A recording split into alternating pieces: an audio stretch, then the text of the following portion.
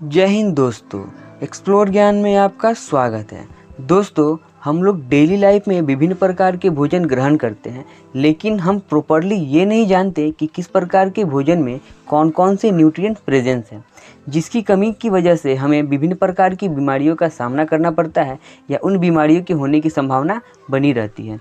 Now we have to know about meaning of carbohydrate, fat, proteins and vitamins and then explain each topic in detail. तो carbohydrate का नाम तो आपने सुना ही होगा।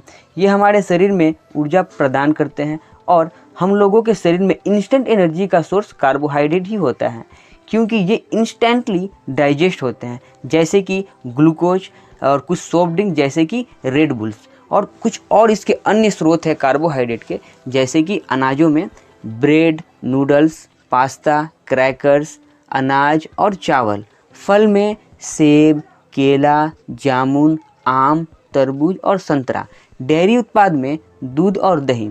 और इन सभी में कार्बोहाइड्रेट शुगर, फाइबर और स्टार्च के फॉर्म में जमा रहता है। दोस्तों, हमारे शरीर में अमाशय के ठीक नीचे पेनक्रियाज नामक ग्रंथि पाई जाती है, जिससे इंसुलिन हार्मोन सेक्रेट होता है, और ये इंसुलिन हार्मोन हमारे ब्लड में उपस्थित शुगर लेवल को कंट्रोल करने का काम करता है। कभी कभी पेनक्रियाज ग्रंथि ठीक से काम नहीं कर पाता, जिसकी वजह से इंसुलिन का प्रॉपर सेक्रेशन नहीं हो पाता है, अर्थात शुगर लेवल को वो मेंटेन नहीं कर पाता, जिसके कारण डायबिटीज़ नामक बीमारी होती है।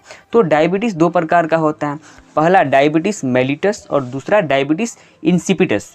डायबिटीज़ मेलिटस को नॉर्मली मधुमेह के नाम से जाना जाता है, जबकि डायबिटीज़ इंसिपिटस के कारण व्यक्ति को बार बार यूरिन का आना और पेशाब आने की समस्या होती है। वैसे ही वसा भी हमारे शरीर को ऊर्जा प्रदान करता है, लेकिन वसा को हमारे शरीर में डाइजेस्ट होने में ज़्यादा समय लगता है, इसलिए वसा वाले फूड से एनर्जी प्रोड्यूस होने में ज़्यादा समय लग जाता है। इसके साथ ही वसा का ज़्यादा मात्रा में हमारे शरीर में जमाव हमारे शरीर में ओबेसिटी के सिम्टम को जनरेट करता है, जिससे मोटापा भी कहते हैं। तो वसा के कुछ प्रमुख स्रोत हैं पौधों में, जैसे कि मूंगफली, ऑलिव ऑयल, सोयाबीन, सूरजमुखी, तिल का तेल, और पशुओं में मक्खन, घी, चर्बी, दूध, मांस, मछली और अंडा। तो चलिए अब देखते हैं प्रोटीन के फीचर्स। दोस्तों, प्रोटीन हमारे शरीर में बॉडी बिल्डिंग मटेरियल की तरह काम करता है, अर्थात शरीर के समुचित विकास में सहायता करता है। प्रोटीन सोयाबीन, दाल, मांस, मछली, डेयरी प्रोडक्ट, बीज और बादाम में पाया जाता है, और इसकी कमी से बच्चों में क्वासिक्योर और मरासमस नामक बीमारी होता है, जो कि कुपोषण का एक प्रकार है। मरासमस बीमारी 6 महीने से लेकर 3 वर्ष तक के बच्चों को होता है, जिससे उनका शरीर काफ़ी कमज़ोर हो जाता है और त्वचा पतली, शुष्क और झुर्रीदार हो जाती है। वैसे ही क्वासिक्योर डिसीज में बच्चों का शरीर काफ़ी कमज़ोर हो जाता है और उनका पेट हल्का बाहर की तरफ निकल जाता है। तो अब हम लोग चलेंगे सबसे इंटरेस्टिंग टॉपिक पर, जो है विटामिन। दोस्तों, विटामिन हमारे शरीर को ऊर्जा प्रदान नहीं करता, बल्कि ये हमारे शरीर में इम्यूनिटी पावर अर्थात रोग प्रतिरोधक क्षमता में वृद्धि करने का कार्य करता है। तो विटामिन दो प्रकार के होते हैं। पहला जल में घुलनशील और दूसरा वसा में घुलनशील। जल में घुलनशील विटामिन बी और विटामिन सी है, और वसा में घुलनशील vitamin A, vitamin D, vitamin E और विटामिन के हैं। अब हम लोग शुरू करते हैं विटामिन ए से। विटामिन ए का रासायनिक नाम रेटिनॉल है। इसके स्रोत हैं गाजर, दूध, अंडा और फल। विटामिन ए की कमी से रतौंधी नामक बीमारी होती है। रतौंधी आँखों की एक बीमारी है। इस रोग के रोगी दिन में तो अच्छी तरह देख सकते हैं, लेकिन रात के वक्त उन्हें देखने में कठिनाई होती है। बी को विटामिन बी कॉम्प्लेक्स के नाम से भी जाना जाता है, क्योंकि विटामिन बी में vitamin B1, vitamin बी2, vitamin B3, vitamin B5, vitamin B6, vitamin बी7 and vitamin B12 तक देखा जाता है। तो विटामिन बी1 का रासायनिक नाम थायमिन होता है, और इसके स्रोत हैं मूंगफली, आलू और सब्जियां। इसकी कमी से बेरी नामक रोग होता है, जिसकी वजह से हाथों और पैरों में शून्यता, थकान और पैरों को हिलाने में कठिनाई होती है। विटामिन बी2 का रासायनिक नाम है राइबोफ्लेविन, और इसके स्रोत है अंडा, दूध, हरी सब्जियां। इसकी कमी से त्वचा का फटना और किलोसिस नामक बीमारी होती है। दोस्तों, किलोसिस बीमारी राइबोफ्लेविन की कमी से होती है, जिसकी वजह से होंठ कट और फट जाते हैं। किलोसिस एक सूजन वाली स्थिति है, जो मुंह के कोनों पर सूजन वाले लाल धब्बों का कारण बनती है। दोस्तों, विटामिन बी3 का रासायनिक नाम नियासिन है, और इसके मुख्य स्रोत हैं मांस, दूध, टमाटर और मूंगफली। इसकी कमी से मंदबुद्धि, बालों का सफ़ेद होना और ख़ास करके पेलाग्रा नामक बीमारी होती है। ये बीमारी के कारण डर्मेटाइटिस, मसोब्रंथ, दस्त के लक्षण शामिल होते हैं और इसके परिणाम स्वरूप मृत्यु भी हो सकती है। विटामिन B3 की कमी कई कारणों से हो सकती है, जैसे कि आनुवंशिक समस्याएं, कुअवशोषण की स्थिति और कुछ चिकित्सीय उपचारों में दवाओं का इन्फेक्शन की वजह से भी विटामिन B3 की कमी हो जाती है, जिसके कारण इन सारी समस्याओं का सामना करना पड़ता है। तो अब हम लोग देखेंगे विटामिन B5। विटामिन B5 का रासायनिक नाम पेंटोथेनिक एसिड है। इसके स्रोत हैं मांस, मूंगफली और आलू। इसकी कमी से त्वचा संबंधी समस्याएं होती है, जैसे कि दाद, खाज और खुजली। अब हम लोग देखेंगे विटामिन B6, जिसका रासायनिक नाम पायरिडोक्सिन है। इसके स्रोत हैं दूध, मांस और सब्जी।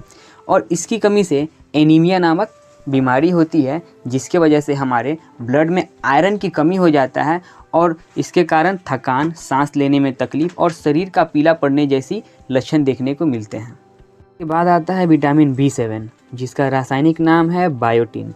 इसके स्रोत हैं यीस्ट, गेहूं और अंडा। इसकी कमी से लकवा और शरीर में दर्द जैसी समस्याएं देखने को मिलती हैं। अब आता है विटामिन B12, जिसका रासायनिक नाम है साइनोकोबालामीन। इसके स्रोत हैं मांस, कलेजी और दूध। और विटामिन B12 की कमी से रक्त क्षीणता और पांडु रोग होता है। रक्त क्षीणता, जिसकी वजह से हमारे शरीर में रक्त की कमी हो जाती है। तो विटामिन B कॉम्प्लेक्स यहाँ समाप्त होता है। अब हम लोग देखेंगे विटामिन C के विषय में। तो विटामिन C का रासायनिक नाम है एस्कॉर्बिक एसिड। इसके स्रोत हैं आंवला, नींबू, संतरा और नारंगी। यानी जितने सारे खट्टे फल होते हैं उनमें लगभग प्रचुर मात्रा में विटामिन C पाया जाता है और इसकी कमी से दांत संबंधी समस्याएं, जैसे कि स्क्रवी, मसूड़ों का फूलना, मसूड़ों का सूजन और मसूड़ों से माउथ से बदबू आना, ऐसी समस्याएं होती है। बाद आता है विटामिन D। इसका रासायनिक नाम कैल्सीफेरॉल है। इसके स्रोत हैं दूध, अंडा और सूर्य का प्रकाश। तो सुबह के समय में जो सूर्य की लालिमा होती है उसमें विटामिन D प्रचुर मात्रा में पाया जाता है और विटामिन D की कमी से बच्चों में रिकेट और बड़ों में ऑस्टोमेलेसिया नामक बीमारी देखने को मिलती है, जिसकी वजह से हड्डियां कमज़ोर हो जाती है और बेंड हो जाती है, यानी कि मुड़ जाती है। Vitamin E। इसका रासायनिक नाम है टोकोफेरॉल। इसके स्रोत है हरी सब्जी, मक्खन और दूध। और विटामिन E की कमी से प्रजनन संबंधी समस्याएं होती हैं, जैसे पुरुषों में नपुंसकता और महिलाओं में बंध्यता अर्थात बाजपन। अब लास्ट विटामिन है विटामिन K। इसका रासायनिक नाम फिलोक्विनिन है। इसके स्रोत हैं टमाटर, हरी सब्जी और दूध। इसकी कमी से रक्त नहीं जमता है, यानी कहीं से कट जाने पर रक्त लगातार बहते रहता है, जिसे हम लोग हीमोफीलिया नामक डिसीज के नाम से भी जानते हैं। तो दोस्तों, अब तो आप समझ ही गए होंगे कि कार्बोहाइड्रेट, फैट, प्रोटीन और विटामिन्स का एक्चुअल मीनिंग क्या होता है। ये सभी अलग अलग प्रकार से हमारे शरीर की हेल्प करते हैं। जैसे कोई ऊर्जा प्रदान करता है, तो कोई हमारे शरीर में रोग प्रतिरोधक क्षमता में वृद्धि करता है, तो कोई हमारे शरीर में बॉडी बिल्डिंग मटेरियल्स यानी कि हमारे शरीर के समुचित विकास में सहायता करता है। तो दोस्तों, आपको ये वीडियो कैसी लगी अपनी राय कमेंट सेक्शन में ज़रूर दें और इस प्रकार की इंटरेस्टिंग वीडियो पाने के लिए चैनल को लाइक, सब्सक्राइब और शेयर करना ना भूलें। तो मिलते हैं नेक्स्ट वीडियो में।